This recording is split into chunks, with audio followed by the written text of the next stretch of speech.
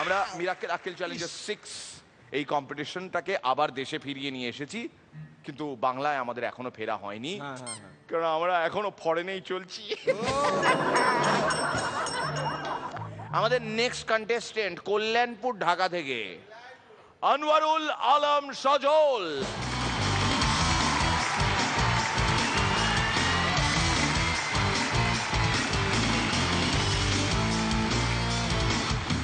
আসসালামু আলাইকুম। ওয়ালাইকুম আসসালাম। এই তো একটু আগে টিভিতে দেখলাম বাংলাদেশের ৭৫টা মেয়ে সুইসাইড অ্যাটেম্প করে হাসপাতালে ভর্তি। কেন জানেন? কেন? আজ সকাল থেকে আমার মোবাইলটা সুইচ অফ ছিল।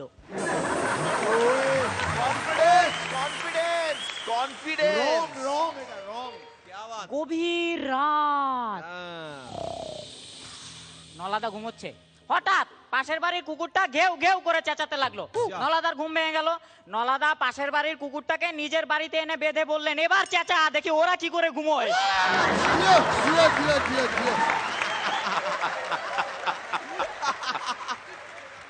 প্রেমিক ফোনে তার প্রেমিকাকে বলছে, আমি তোমাকে বিশাল একটা বাংলো বানিয়ে দেব, আমি তোমাকে বড় একটা গাড়ি কিনে দেব, আমি তোমাকে 22 ক্যারেটের তিনটে সোনার নেকলেস বানিয়ে দেব। ওমা তাই? তা আজ বিকেলে পার্কে বেড়াতে আসবে? খাইছে, পকেটে পয়সা নাই গো, দাঁড়াও দেখি সাইকেলটা সারাই। লাল্লুর বাবা লাল্লুকে বলছে, কিরে তুই পরীক্ষা দিতে যাসনি কেন? আব্বা কোশ্চেন খুব হার্ড হয়েছিল আব্বা। পরীক্ষা দিতে যাসনি তুই জানলি কি করে? আব্বা 2 দিন আগে কোশ্চেন আউট হয়ে গেছিল। 80 বছর বয়সে দাদুর যমজ বাচ্চা হয়েছে। আমি জিজ্ঞেস করলাম, এ কি দাদু, এ বয়সে যমজ বাচ্চা?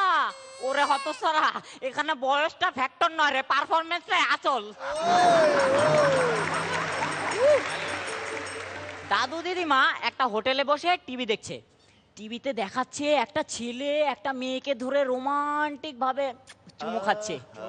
তো দাদু একবার এটা দেখছে, একবার ফুটবল খেলা দেখছে, একবার এটা দেখছে, একবার ফুটবল খেলা দেখছে। পাশ থেকে দিদিমা বলে উঠলো, ফুটবল খেলাটা তো তুমি জানো, তুমি বরঞ্চ ওইটাই দেখো।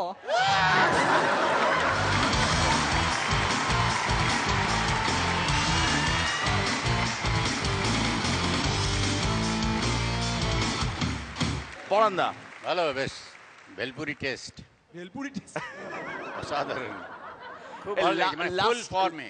লাস্টটা কেমন লাগলো? লাস্টটা হ্যাঁ, সব মাঝখানেগুলো ভালো লেগেছে, খুব ভালো, খুব ভালো।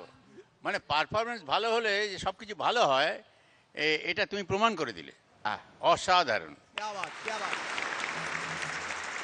শ্রীলেখা খুব এনার্জেটিক, তুমি প্রত্যেকটা কথা বেশ জোর দিয়ে মজা পেয়ে ভালোভাবে তুমি ডেলিভার করলে, কিন্তু আমার একটু পাঁচমেশালি লেগেছে। সবগুলো যে ভীষণ ভালো সেরকম মনে হয়নি, বাট তোমার বলার কায়দায় সেগুলো একটা অন্যরকম মাত্রা পেয়েছে। পাঁচমিশেলি, নোট করো, পাঁচমিশেলি, পাঁচমিশেলি, নতুন বাংলা শব্দ শিখলাম আমরা। রনিদা, আমার তোমার পারফরমেন্সটা আজকে তোমার অন্যান্য দিনের তুলনায় একটু মনে হচ্ছে ডাউন। পেরিয়ে যাবে কি যাবে না এই জায়গায় থাকবে না, কিন্তু লড়াইটা তো হচ্ছে 1 নম্বরের জন্যে, সেরকম হলো না কিন্তু। আর একটু ভালো হোক। All the best.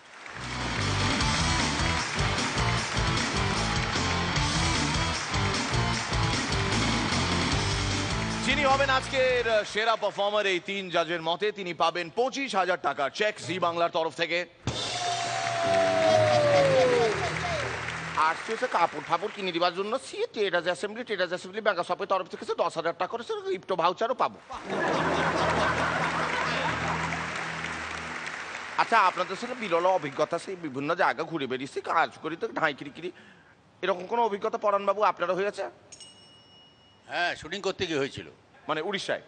উড়িষ্যা না, উড়িষ্যা মহল্লায়। আচ্ছা, মানে বাংলাদেশে মানে কলিঙ্গবাসীর এলাকায়, সেখানে ক্যামেরাটা লুকোনো ছিল, যাতে দেখতে পাওয়া না যায়, রাস্তায় বসে চোখে চশমা দিয়ে ভিক্ষে করতে হবে। গান গেয়ে ভিক্ষে করতে সামনে একটা সাংকি আছে, যার উপর পয়সা ফেলে লোকে। তো আমি ভাবছি যে গানটা কি গাইবো। হ্যাঁ, এ ইংরেজি গানের এলাকা নয় এটা, বাঙালিকেও দেখতে পাচ্ছি না। কিন্তু হঠাৎ দেখলাম যেরকম গলায় মালা টালা দিয়ে তিলে টিলে কেটে গুন্ডি দিয়ে পান চুবেটে হাঁটুর উপরে কাপড় তুলে হাঁটা নিয়ে যাচ্ছে। আমি বলি তাহলে এটা উৎকলবাসীর এলাকা। ওখানে বসে আছি, ছেঁড়া জামাকাপড় পরে, চোখে সানগ্লাস আছে, মানে অন্ধ তো, সাজতে হয়েছে।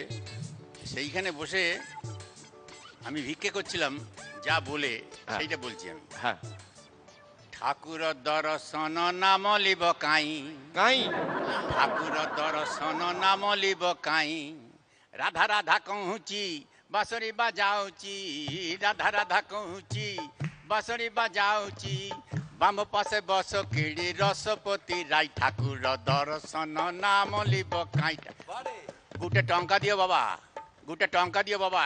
এবং ঘটনাচক্রে হলো কি, ওই এলাকায় তারা কোন শ্রেণীর মানুষ জানি না, ওই সাংকিতে পয়সা পড়তে লাগলো, বুঝলি তো।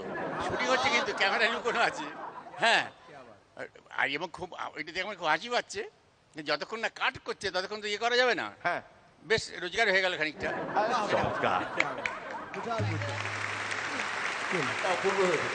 হ্যাঁ, গানটা অসম্ভব, অসম্ভব।